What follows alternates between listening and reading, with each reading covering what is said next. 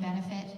They've increased, they've reduced ICBC fees, and they were able to do that because of a very progressive government that saw the benefits of investing in people in this province. We want to continue to do that work. Thank you. Thank you. Next up, what are your opinions about capping rent increases? Jeremy, Jen, and then Yuri. Oh, great question. Fits right into our platform. I mean, we all know that there are rent increase caps through the Residential Tenancy Act, roughly tied to inflation, although during COVID lagged behind inflation to give people a break, which I think was legitimate.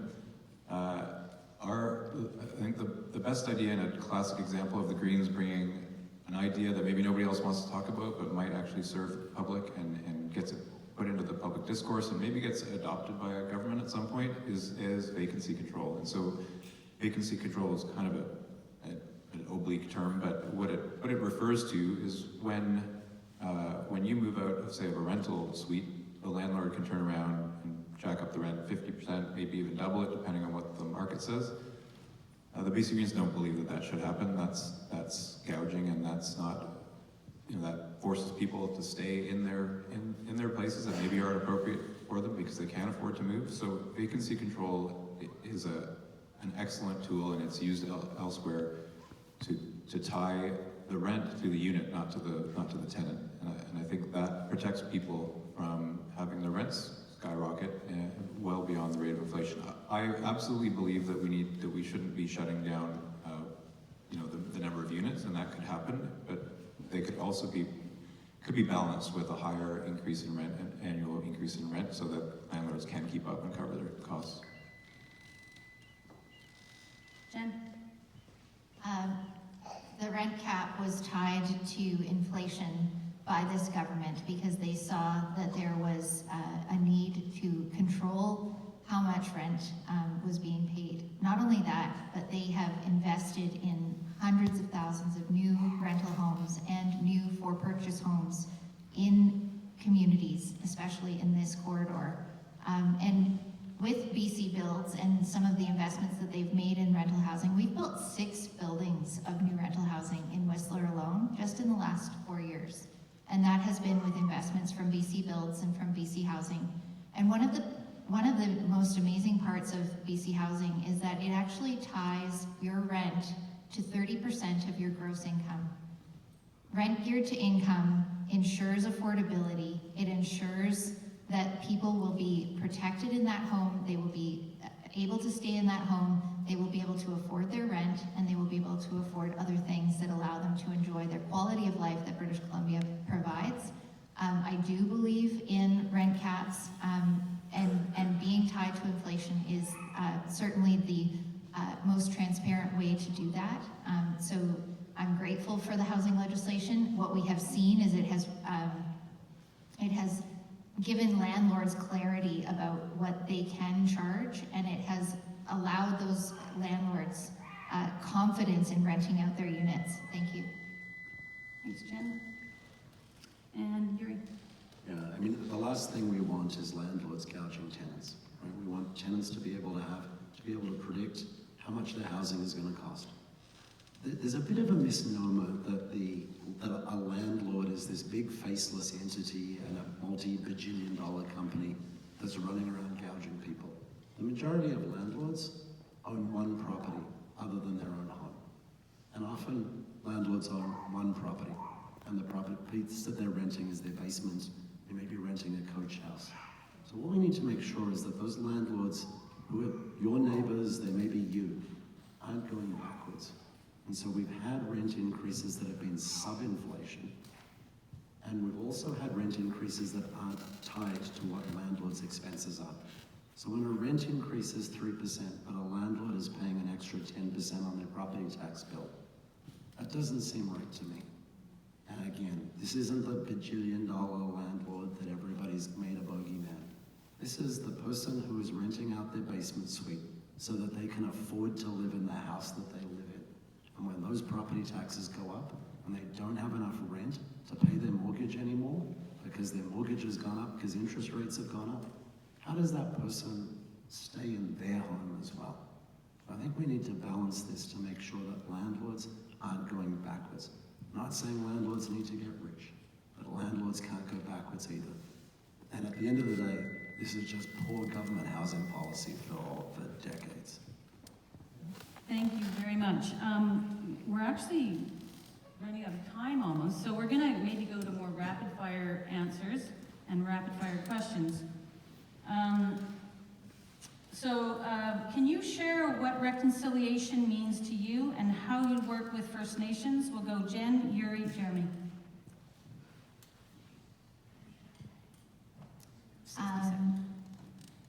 60 seconds. 60 seconds, okay.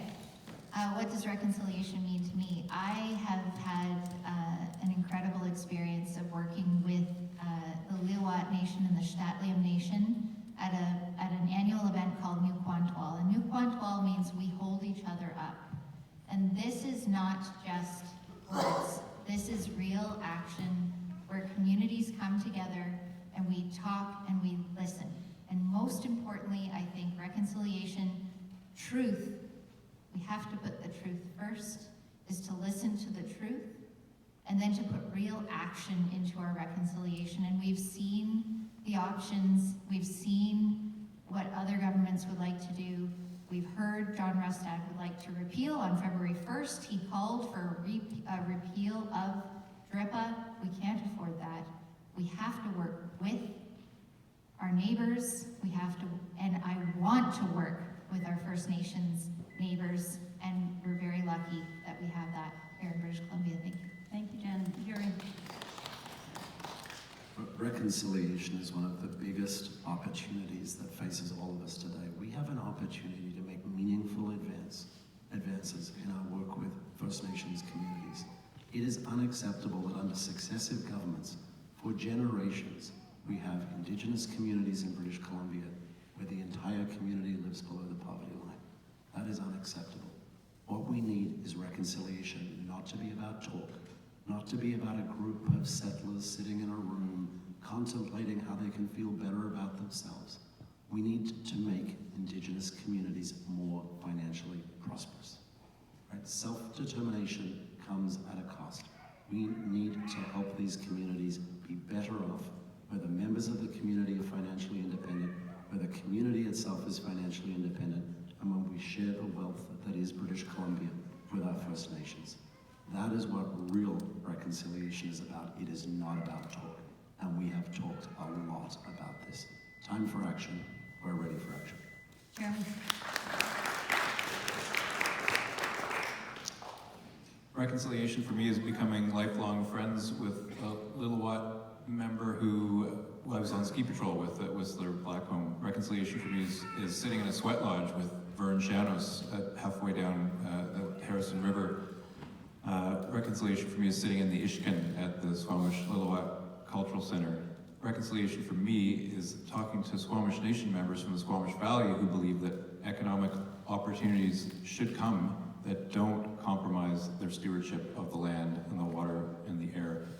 Reconciliation for me is not going outside the legislature and using dog whistle language to say that the Haida Act, the act of giving Haida the right, their rights and title over the land, and it's endangering property owners, which is absolutely false, does the opposite. That's not reconciliation. Reconciliation for me is absolutely not, it's not about words, but it is about being part, understanding our Indigenous people, and integrating the things that we can from their ways of knowing. Thank you very much. We're going to move on to this great question. What can you do to protect Sea to Sky families from ongoing price gouging by gas retailers in the corridor? We're usually paying more per litre than West Vancouver, but getting no benefit from the transit tax. And we'll have Yuri, Jeremy, and Jen. This is a short answer. We need an inquiry into this. It makes absolutely no sense that when I left West Vancouver today, gas was cheaper than it is in Squamish. That makes absolutely no sense. Somebody is making a lot of money off the backs of the people in this room. And usually it's the government making money off the backs of the people. This time it's private enterprise making money off the backs of the people. We need an inquiry. We need to sort out what's going on. And we need to do it quick. Stop talking. Let's just get on with this. Let's get this sorted out. and let's start paying a lot lower gas prices. Jeremy? Gas gouging is one of the most frustrating things. What's just as frustrating is that we've been paying the same price as we would have if we'd had regional transit, but we're not getting regional transit. So there is a massive amount of profit taking going on here. The refusal to acknowledge that created perfect conditions for putting in a fuel tax were purely ideological, and as Yuri said, leaving the corridor, ignoring the corridor and leaving us hanging in the wind. So the Fuel Price Transparency Act is another great example of good policy, bringing the BC Utilities Commission in, having a look at everything. Great idea, great announcement on behalf of the Premier at the time. Zero implementation. Nothing has been done about it. So we know, we have the facts, we're being gouged on gas. Zero action, zero implementation, and that is not what government's meant to do. Government doesn't just make announcements, they actually implement and then measure and correct and protect the consumer. And Jen? Thank you. I agree. We need regional transit. I think we all agree on that. And I think that, and I know that the plan that we have developed with the Ministry of Transportation and with the Sea to Sky Corridor, mayors, the Valeriote Nation and the Squamish Nation, is to implement a fuel surcharge which will pay for regional transit so that no further property tax, so that local communities don't have to pay for the regional transit, that it will come out of the surcharge out of fuel sold in the corridor. And that information is public, it is available. Unfortunately, you have to have a member in government to deliver that product, to deliver that regional transit system. A BC Green cannot implement a regional transit system if you're not in government. It just doesn't work that way. Thank you. We're going to go to this question about healthcare, and this is actually to the Conservative candidate. You've got, and then the other two can respond as well. You've got a plan that suggests we could spend billions less on healthcare every year if we found the right efficiencies. What would you do with that money you were saving? And to the other candidates, what will you be targeting these savings to? Start with Yuri, and then we'll go to Jen, and then Jeremy.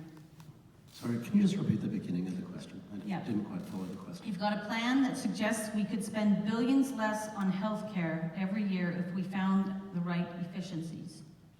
What would you do with that money that is being saved? And similar question to the other candidates. Yeah, for clarity, I don't think we have a plan to save money in healthcare. I think we have a plan to spend the same amount of money on healthcare and deliver better outcomes.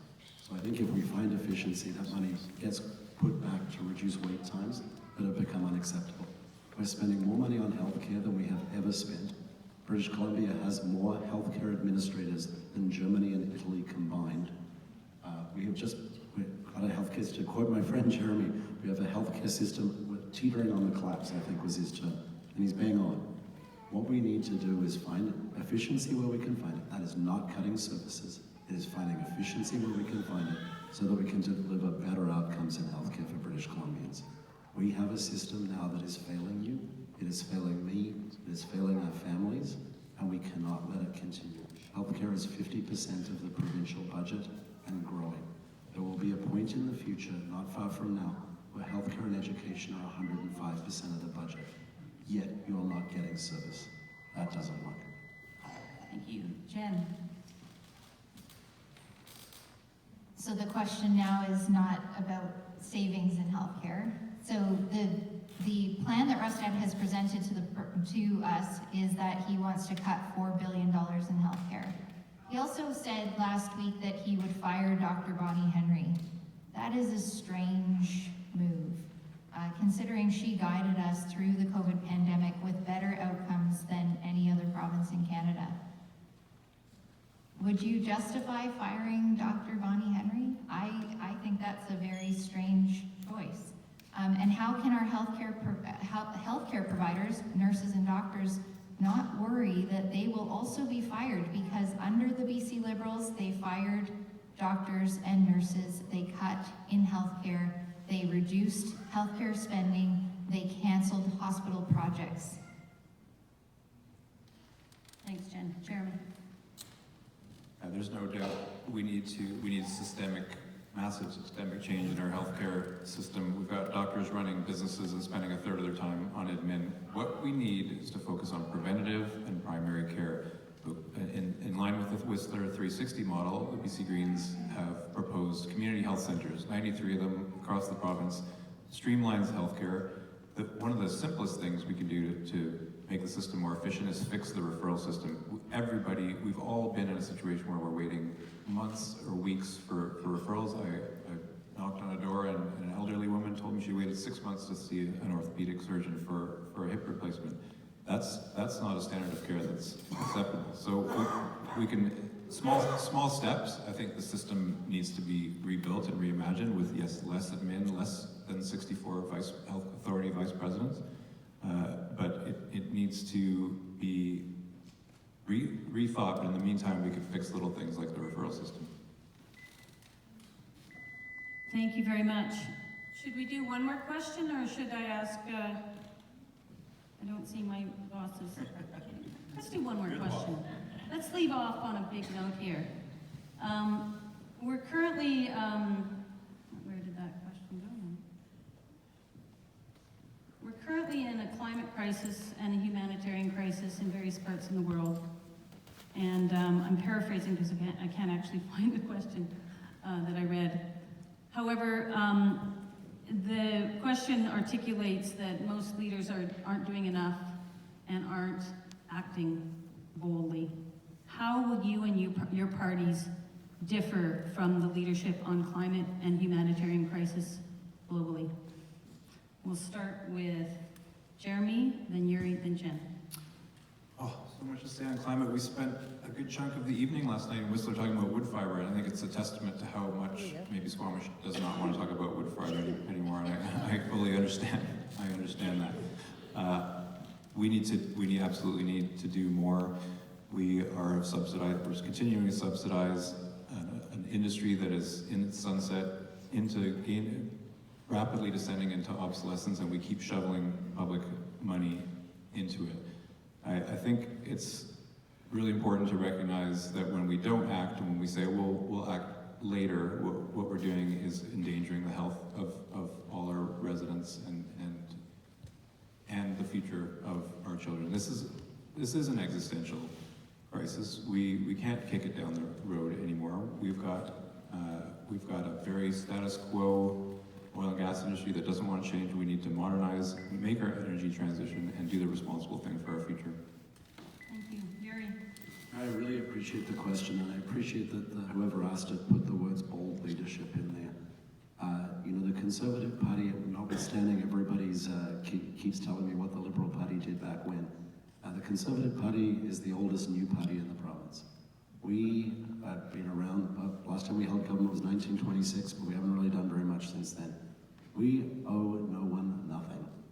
Just use very poor English. We're indebted to no one. We can do things that haven't been done before. We can try things that haven't been tried before. We don't have the baggage that other political parties have. We do need to be bold. We are in a humanitarian crisis. We are in a climate crisis. We lost 400,000 acres of British Columbian forest last year due to forest fires. The largest source of pollution in British Columbia last year was forest fires. Number 2 was a distant second. So we've got a crisis, and we need actual leadership and not talk.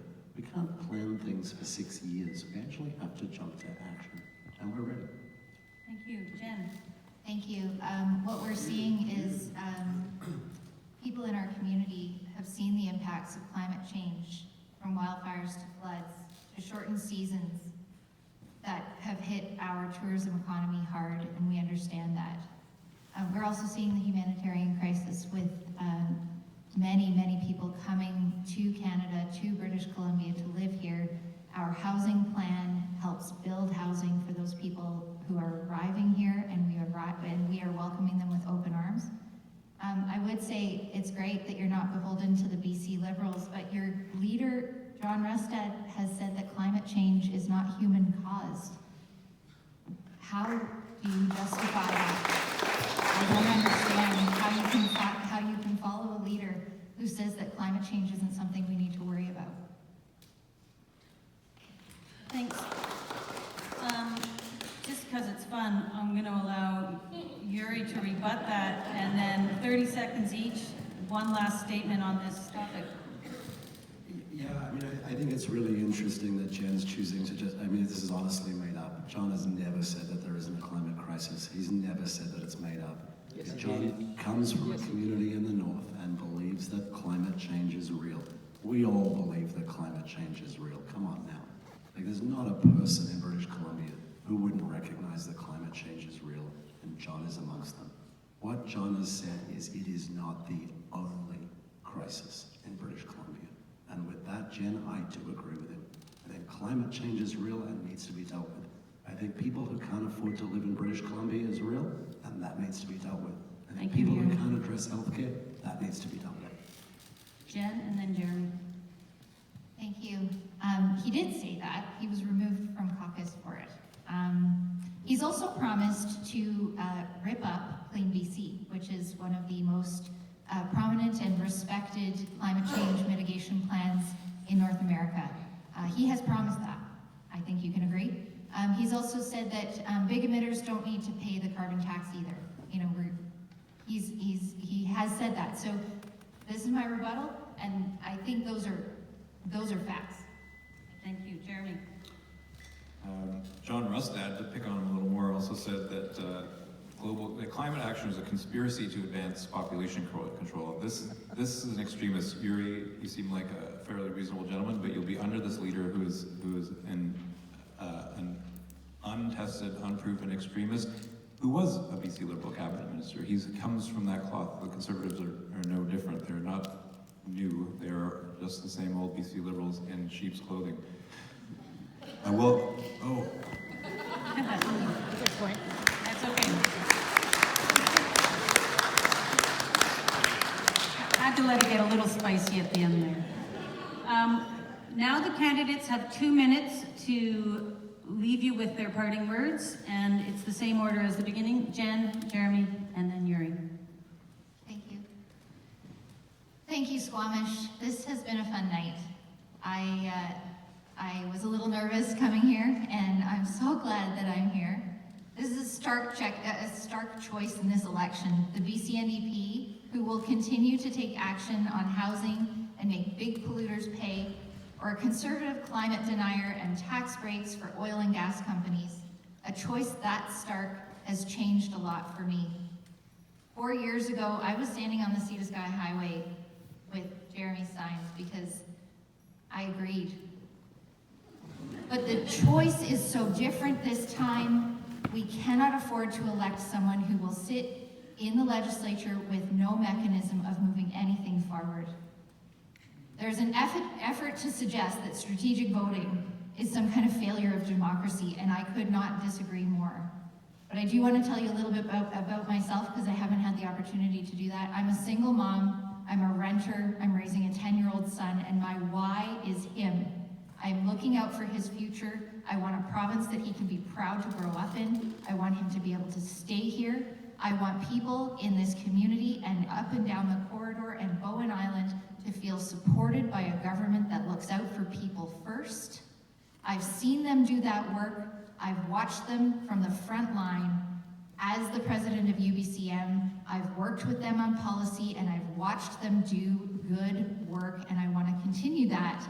And I have put my hand up to support David Eby and the BC NDP because I believe in the work that they've done, and I know that I can do that same work on behalf of the Whistler, Squamish, Pemberton, Bowen Island, Lions Bay, West Vancouver. I know I can do that work. I've built those relationships. I've been in this space. I've actually been on council for 10 years, and I've been doing this work, and I love this community. Please vote for Jen Ford on October 19th. Jeremy. Yeah, we all agree you have a clear choice this election, and we just have different versions of what that choice is. You've heard the two establishment parties play the politics of division. They trade power back and forth, and they waste time and money reversing the other's work, really to score political points. Let's not allow 4-year election cycles to dislodge us from our shared goals. True fiscal responsibility is looking to the long-term horizon, sending the market signals that allow the private the public, and the nonprofit sectors to do what they each do best. We can stabilize our economy and continue to grow a clean, green economy. We need to keep working together. Holistic solutions to the interconnected problems that we face, solutions that are based in evidence, not politics. We can make a smooth energy transition, harnessing innovation, investing in clean tech, instead of subsidizing polluting fossil fuels. And I know you don't want to hear about wood fiber, but I will say a green vote, at the very least, sends the message that wood fiber should never have happened, should never have been forced on this community against the wishes of the community who see a better future. So this election, I really encourage you to vote for what you want, instead of voting against something. You can vote with your head and your heart to make history. First green MLA in the Sea to Sky. We vote for regional transit, green economy, healthy people on a healthy planet. Greens don't compromise on our core principles. We will be there to hold the government and the opposition to account and reach across the political divide to find the solutions that are innovative, evidence-based, and focused on improving outcomes. I'm excited to get to work for you and would be honored to earn your vote. Vote Valeriote. Remember, it was only 60 votes different last time, so every vote counts. Thank you for listening tonight. Thank you. Yuri. Thank you. Thank you, Squamish, and thanks for everybody for coming and participating in democracy today. My why is very like Jan's. I'm a single dad as well. I have a 4.5-year-old and I have a 2.5-year-old. And I want a British Columbia for them that was like the British Columbia when I arrived from Australia 33 years ago, where you could create a future for yourself, where access to healthcare was great, where we could find good paying jobs, where we could afford to rent a home, and ultimately we could afford to buy a home. So that's my why. I'm with Jen. I think that strategic voting is an interesting choice. I think a vote for the Green, I think Jeremy is a really nice guy. And I think Jeremy believes everything that he's told you today.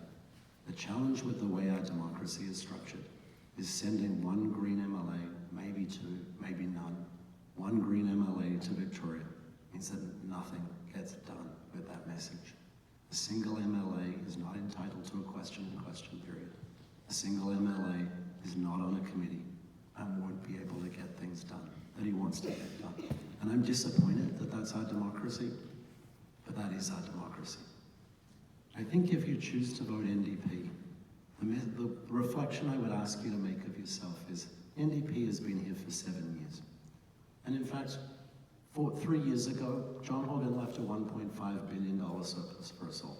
That's now an $8 billion deficit in 3 years. If you want that to continue, and you think that your life is better now financially, you think you're better off today than you were 3 years ago. If you think healthcare is better today than it was 3 years ago, and if you think an $8 billion deficit with no forecast to return the balance is the British Columbia that you want to live in, then I think you probably should vote NDP, because that is absolutely what they're going to do. Or I think you vote for change, and I'm looking to earn your vote.